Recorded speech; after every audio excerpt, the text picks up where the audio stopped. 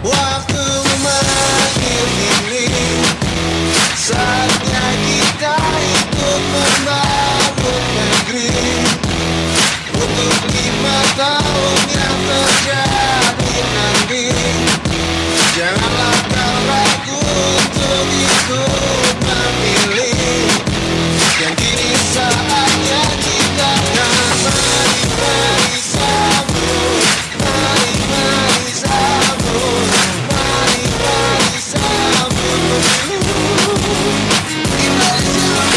Walau keadaan makin tak tentu, putus asa takkan menang, dia takkan membantu. Jangan pula kau merata, lagi sampai merata. Perubahan akan datang, jika kita mau, kita pasti mampu.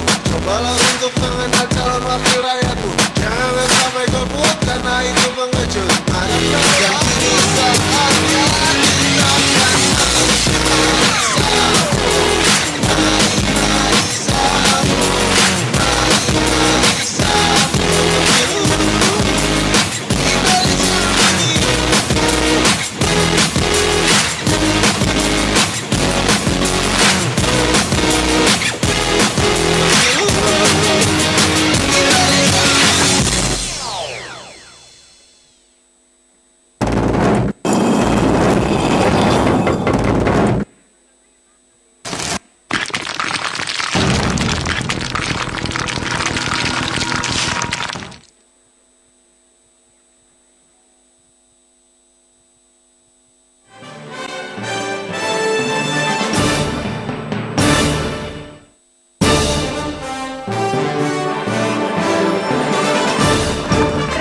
Anda terus di live event memilih wakil rakyat. Saya malam ini bersama dengan Joko Widodo, Yusuf Kala, Dahlan Iskan, dan juga Basuki Cahayapurnama. Pak Jokowi, banyak nama yang sering disebut akan bisa mendampingi Anda maju ke bursa Pilpres. Tadi saya sudah sebutkan salah satu nama yang disebut ada di samping Anda, Pak Jokowi. Kemudian juga Pak Dahlan Iskan. Pak Dahlan, sesungguhnya nama Anda juga kerap disebut. Kalau tidak maju jadi peserta konvensi, mungkin saja bisa maju sebagai calon wakil presiden. Bahkan Pak Jokowi, Pak Ahok yang paling ujung sana, itu namanya juga masuk favorit mendampingi Jokowi. Jadi Pak Jokowi langsung saja buka-bukaan malam ini mau pilih yang mana, monggo Pak. Sekarang ini kita memang masih pada proses kriteria. Kriterianya apa? Ini masih digodok, belum rampung kriteria dan yang... Kriteria dari dalam hati kecil Jokowi, siapa yang cocok? Enggak, kalau saya sih mau laki, mau perempuan nggak ada masalah, mau sipil, mau militer nggak ada masalah, mau tua, mau muda nggak ada masalah. Nggak ada masalah. Yang masalah apa jadi? Pasti ada masalah, masalahnya kriterianya belum selesai. Belum selesai. Ya, nanti kalau udah selesai baru.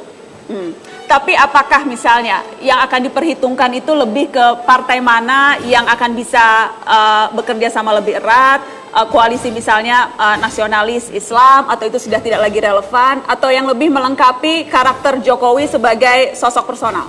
Ya saya kira semuanya lah, semuanya dikalkulasi, semuanya dihitung, baik nanti untuk melengkapi banyak kekurangan yang saya punyai, misalnya juga masalah platform antar partai kan juga harus semuanya dihitung, semuanya dikalkulasi. Semuanya dikalkulasi. Kalau Pak Jokowi malu-malu, saya ingin minta tanggapan dari Mas Burhanuddin Muhtadi, dari Direktur Eksekutif Indikator Politik Indonesia. Mas Burhan, tolong bantu Pak Jokowi merumuskan kriteria. Tadi katanya kriterianya masih dirumuskan, tolong Mas, dikasih free konsultasi malam ini Mas.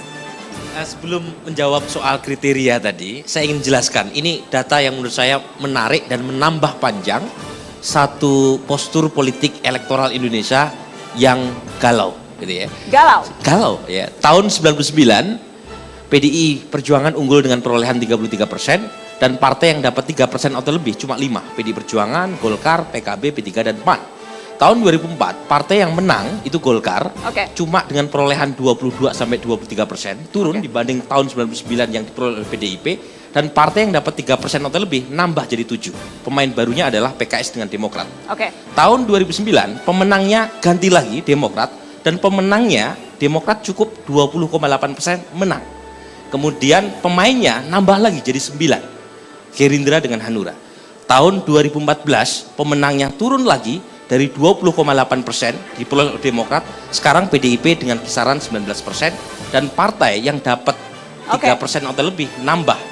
Pemain barunya adalah Mas Burhan? To the point, artinya? Artinya terjadi fragmentasi politik, Oke. Dan fragmentasi politik ini turut menentukan juga proses penjalinan koalisi untuk Pilpres 2014. Karena praktis dengan perolehan 19,14%, PDI Perjuangan tidak cukup aman dengan mengandalkan suara dari partainya sendiri. Oke, Nah, disitulah untuk proses capres-cawapres bukan hanya persoalan idealisme saja, tapi juga seberapa besar cawapres tadi mendukung dan memastikan pemerintahan hasil Pilpres mendapatkan dukungan yang maksimal di parlemen. Boleh kasih tepuk tangan untuk Mas Burhan.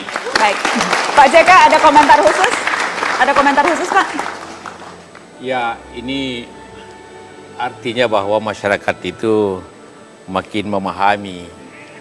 Artinya makin mungkin suara masyarakat makin melebar lah gitu ya.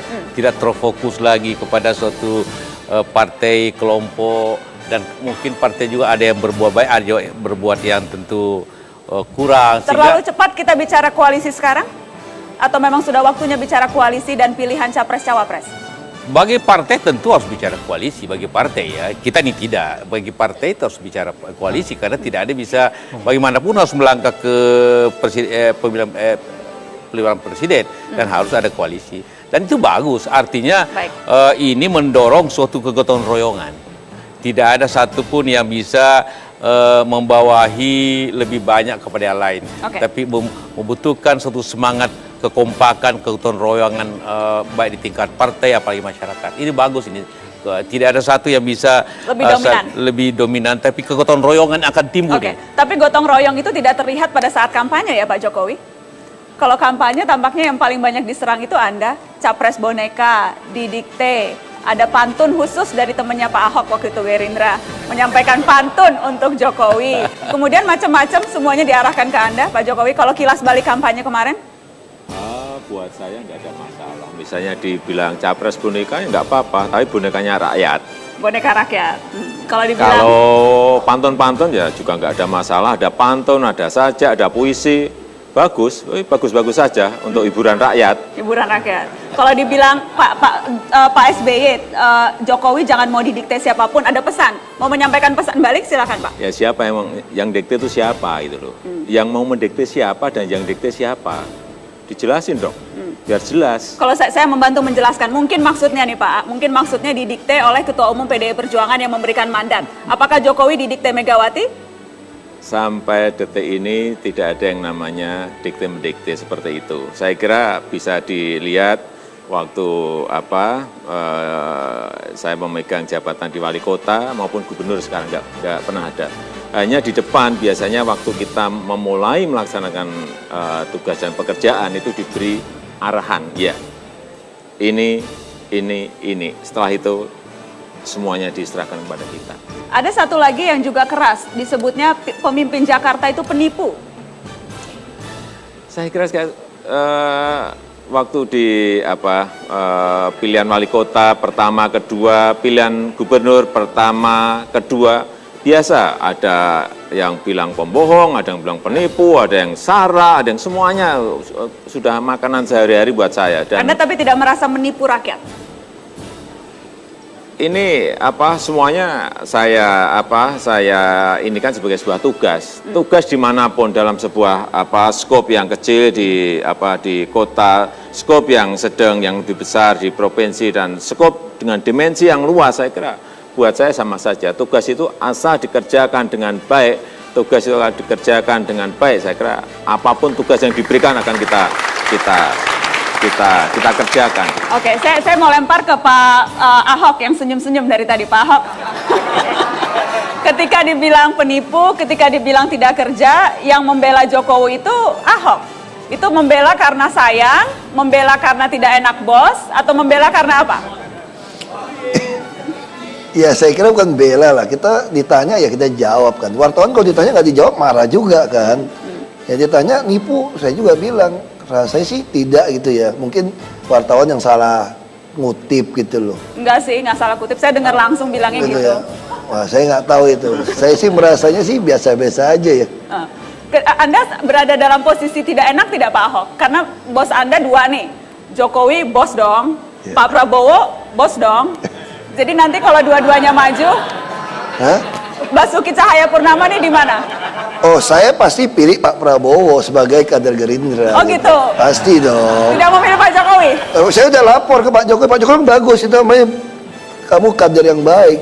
Betul katanya. Dipahami Pak Jokowi? Dipahami. Ya, saya kira baik-baik saja. Harus dibedakan di mana kita sebagai pejabat publik, di mana kita sebagai pejabat politik. Dan saya kira Pak Ahok bisa memilah mana yang pejabat publik, mana yang pejabat politik. Bisa memilah itu ya. Jadi kualitas yang baik untuk calon wakil presiden juga dong Pak? Saya kira iya. Iya ya. Nggak masuk dalam hitungan shortlist dari Pak Jokowi, Pak Ahok? Atau nggak enak sama Pak Prabowo? Listnya masih menunggu kriteria. Listnya dalam kriteria. Ini tampaknya ungkapan baru. Waktu itu kan ungkapannya nggak mikir. Sekarang ungkapannya masih dalam kriteria. Sampai itu ditutupkan.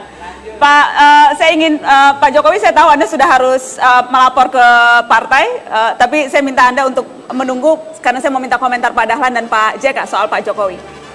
Silakan Pak Dahlan. Komentar apanya? Apakah misalnya tadi Pak Dahlan katakan masih belum tentu dengan Demokrat. Apakah itu artinya Anda membuka peluang untuk menjadi RI2? Saya kira begini, misalnya? Saya Pak JK ini kan pengusaha. Pengusaha itu lebih realistis. Dan kalau waktu ikut konvensi dulu saya mengistilahkan saya ini lagi menjemput takdir, maka dengan hasil pemilu seperti ini saya harus menurunkan derajat itu menjadi menunggu takdir. Menunggu takdir. Jadi dari menjemput takdir menjadi menunggu takdir. Menunggu takdir. Ya. Saya dibisiki Pak Jokowi habis ini harus langsung ke Kebagusan untuk konsolidasi partai dengan Bu Mega. Pak Dahlan mau titip salam ke Bu Mega atau titip yang lain boleh monggo disampaikan. Saya titip salam kepada sepanjang jalan sampai ke sana. Dengan Bu Mega tidak ada pesan-pesan khusus.